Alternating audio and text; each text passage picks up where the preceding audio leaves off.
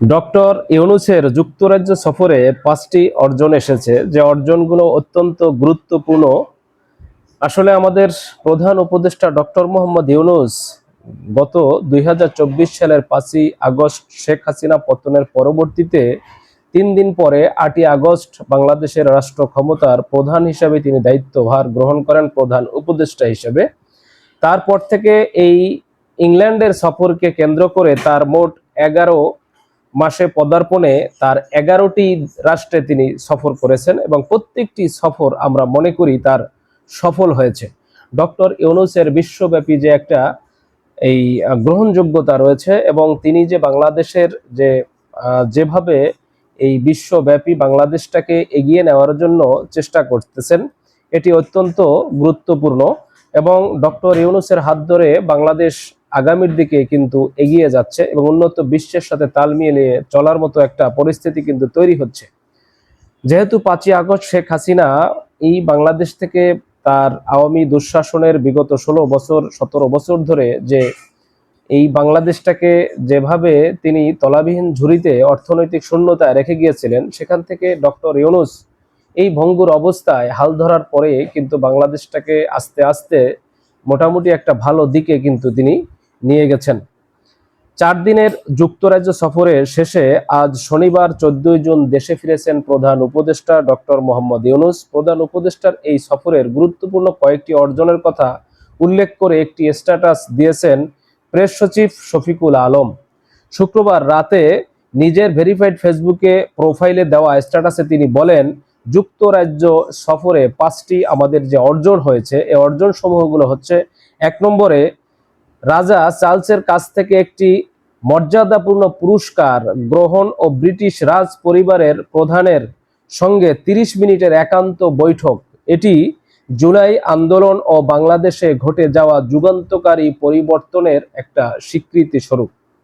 এবং 2 নম্বরের যে বিষয়টা এই অর্জন হয়েছে ডক্টর ইউনূসের মাধ্যমে, সেটি হচ্ছে অন্তর্বর্তীকালীন সরকারের প্রধান উপদেষ্টার সঙ্গে দেশের বৃহত্তম রাজনৈতিক দল বিএনপির এই প্রধান নেতার সঙ্গে একটি ঐতিহাসিক বৈঠক। এটাও ষড়যন্ত্রকারীদের জন্য একটি গেম ওভার মুহূর্ত বলে মনে করেন এই প্রেস সচিব শফিকুল আলম। 3 নম্বরে যে অর্জনটি হয়েছে সেটি হয়েছে মূলত যুক্তরাজ্যের ন্যাশনাল ক্রাইম এজেন্সি তথা এনসিএ সাবেক প্রধানমন্ত্রী শেখ হাসিনার এক শীর্ষ সহযোগীর 170 মিলিয়ন পাউন্ড মূল্যের সম্পদ জব্দ করেছে। এনসিএ কর্মকর্তারা বলেছেন, এটি সংস্থাটির ইতিহাসে সব থেকে বড় সম্পদ জব্দ। এটি সব দুর্নীতিবাজ কর্মকর্তা, ব্যবসায়ী ও রাজনীতিবিদদের জন্য একটি বার্তা। এটি অধ্যাপক ইউনূসের নেতৃত্বাধীন অন্তর্বর্তী সরকারের সম্পদ পুনরুদ্ধার প্রচেষ্টার একটি গুরুত্বপূর্ণ দিক। এবং 4র্থ নম্বরে যে বিজয়টি এসেছে, অর্থাৎ এই ডক্টর ইউনূসের মাধ্যমে যুক্তরাজ্য সফরে যে সফলতা এসেছে, সেটি হচ্ছে বাংলাদেশ ব্যাংকের গভর্নর ও দুর্নীতি দমন কমিশনের এনসিসি প্রধান সহ বাংলাদেশের ও ব্রিটিশ কর্মকর্তাদের মধ্যে ধারাবাহিক একটা বৈঠক হয়েছে। সম্পদ পুনরুদ্ধারের জন্য আরো গভীর সহযোগিতার পথ তৈরি করতে এসব বৈঠক হয়েছে। আশা করা যায় এই অভিজ্ঞতা বিশ্বব্যাপী কাজে লাগানো যাবে।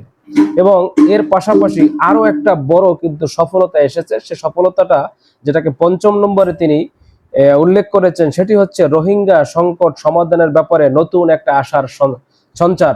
মূলত বাংলাদেশে এই প্রধান উপদেষ্টা ডক্টর মোহাম্মদ ইউনূস তিনি 11তম অর্থাৎ ক্ষমতায় আসার পরে তিনি 11টি রাষ্ট্রে তিনি এই গমন করেছেন। তার ভিতরে 11তম রাষ্ট্রের সফর ছিল 4 দিনের সফর, যুক্তরাজ্য সফর। এই যুক্তরাজ্যে যে সফর তিনি 4 দিন ব্যাপী যে সফরটি করেছেন, এটাতে বাংলাদেশের জন্য বিশেষ গুরুত্বপূর্ণ কয়েকটি সফলতা এসেছে।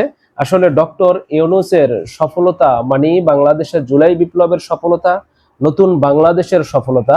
নতুন বাংলাদেশের সফলতার জন্য ডক্টর ইউনূসের পাশে আমাদের আসলেই সকলকে সহযোগিতার হাত বাড়িয়ে তার পাশে থাকার উচিত। এবং বাংলাদেশের রাজনৈতিক দলগুলোর ভিতরে যে একটা কোন্দল তৈরি হয়েছিল নির্বাচনকে কেন্দ্র করে, সেটাও আমরা আশা করি অনেকটাই মূলত ধোঁয়াশা কেটে গেছে এবং রাজনৈতিক দলগুলোর ভিতরে একটা স্বস্তির বার্তা কিন্তু এসেছে। ডক্টর ইউনূস আশা করি আগামী নির্বাচন পর্যন্ত বাংলাদেশের রাজনৈতিক অবস্থা এবং যে সমস্ত এই সংস্কারগুলো প্রয়োজন সমস্ত সংস্কারগুলো শেষ করে আওয়ামী লীগের বিচার একটা দৃশ্যমান পর্যায়ে রেখে সুষ্ঠু নির্বাচনের মাধ্যমে বাংলাদেশের জনপ্রতিনিধিদের হাতে এই বাংলাদেশের রাষ্ট্র ক্ষমতা তুলে দেবেন। এটার অপেক্ষায় বাংলাদেশের জনগণ অধীর আগ্রহে অপেক্ষা করছে। প্রিয় দর্শক শ্রোতা, আপনাদের জন্য যদি কোনো মতামত থাকে ডক্টর ইউনূসের সফরকে কেন্দ্র করে অবশ্যই কমেন্টসে জানিয়ে দেবেন। ভালো থাকবেন ইনশাআল্লাহ। খোদা হাফেজ।